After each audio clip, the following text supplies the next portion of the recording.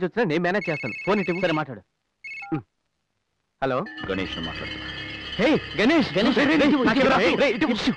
గణేష్, నువ్వు మేజిస్ట్రేట్ ఇంట్లో దాక్కున్న విషయం పోలీసులకు ఎలా తెలిసింది? ఆ విషయం వదిలే. నే చెప్పే విషయాన్ని ఎవ్వరికీ చెప్పద్దు. భాష, కృష్ణ, హరీష్ కూడా చెప్పద్దు. ఓకే అలాగే చెప్పు, ఏంటి విషయం?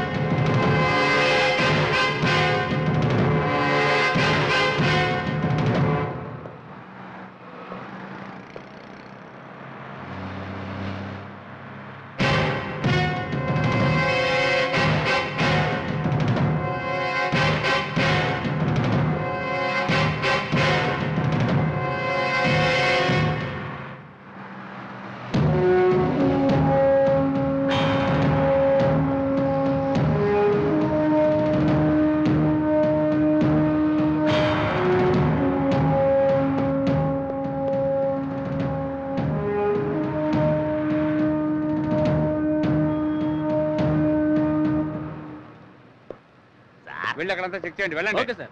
నమస్కారం సార్. ఏం సార్, హైదరాబాద్ పోలీసులంతా ఇక్కడే డ్యూటీ చేస్తున్నారు కదా, ఈ గుళ్ళో బాంబు ఏమైనా పెట్టారా? బాంబు కంటే డేంజరస్ వ్యక్తి గణేష్ ఇక్కడికి వస్తున్నాడని మాకు ఇన్ఫర్మేషన్ వచ్చింది, అందుకే వాచ్ చేస్తున్నాం. అవునా సార్? సార్ ఆ గణేష్ వస్తే మీరు ఖచ్చితంగా పట్టుకుంటారా సార్? లేదు, వారితో గోళీలు ఆడుకుంటాం. పోరా ఇక్కడి నుంచి, పోరా. పొమ్మన్నా లేదా? పో. ప్రతివాడికి ఇది ఒక అలవాటు అయిపోయింది.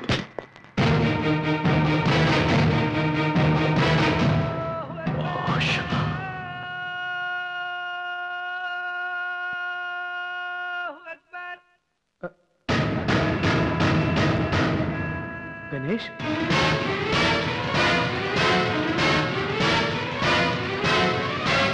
ఎందుకు నాకు ఇంత ద్రోహం తలపెట్టావు? గణేష్ ఎందుకురా నన్ను అనుమానిస్తున్నావు నువ్వు? అనుమానం కాదు, కన్ఫర్మ్డ్ గా అడుగుతున్నాను. ఎందుకంటే నేను ఆ మెజిస్ట్రేట్ ఇంట్లో దాక్కున్నట్టు ఆ మెజిస్ట్రేట్ కి మీకు తప్ప వేరే ఎవ్వరికీ తెలియదు. మెజిస్ట్రేట్ గారి మంచితనమే నేను ఇంకా ప్రాణాలతో ఉండడానికి కారణం.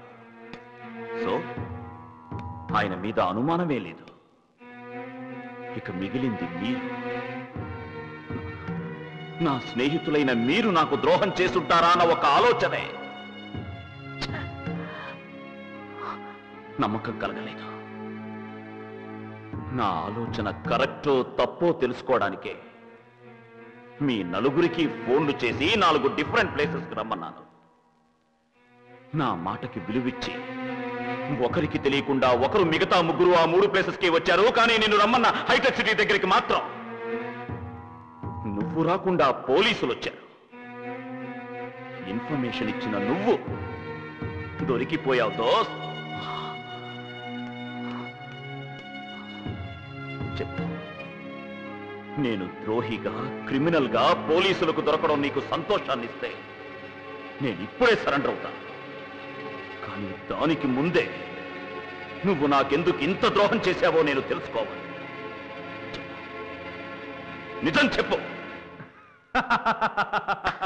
సభాష్. చూడు, ఎంతో తెలివిగా అన్ని పనులు చేసిన నేను నీ తెలివితేటల గురించి ఆలోచించలేదు.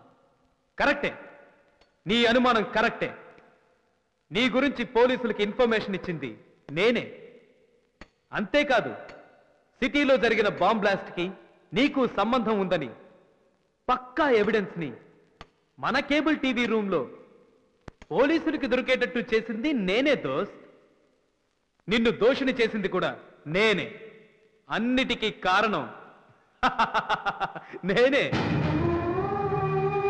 నా గురించి పోలీసులకి తెలియజేయడమే నీ డ్యూటీ అనుకున్నాను.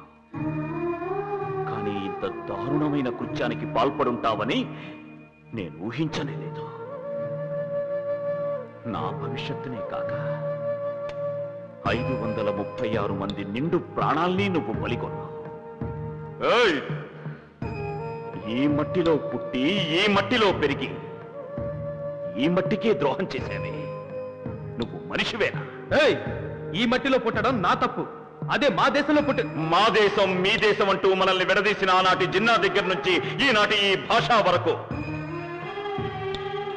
మీలాంటి కొందరు దేశద్రోహుల వల్ల అన్నదమ్ముల్లా ఆప్యాయంగా ఉండాల్సిన మనం విరోధులం అయిపోతున్నాం. కరెక్ట్ గా చెప్పావురా. ఇప్పుడు మనం విరోధులం.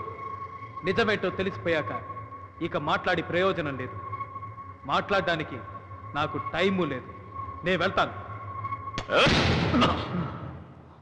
నిజం ఏమిటో చెప్పకుండా నువ్విక్కడి నుంచి వెళ్ళలేవు. నా చేత నువ్వు నిజం చెప్పించలేవు. దారదులు, నిజం చెప్పు. పర్లేదు చెప్పు. నువ్వు నన్ను ప్రేమిస్తున్నావు కదా? ఇప్పుడు ఇదే టాపిక్కా? అవును. I love you. అభి, ఏంటిది? I love you. సరే, నేను చెప్పింది తిరిగి చెప్తే. చెప్పు చెప్పు చెప్పు చెప్పు. కమాన్. ప్రేమని ప్రేమించిన ప్రేమ ప్రేమకై ప్రేమించిన ప్రేమని ప్రేమిస్తుంది. Come again.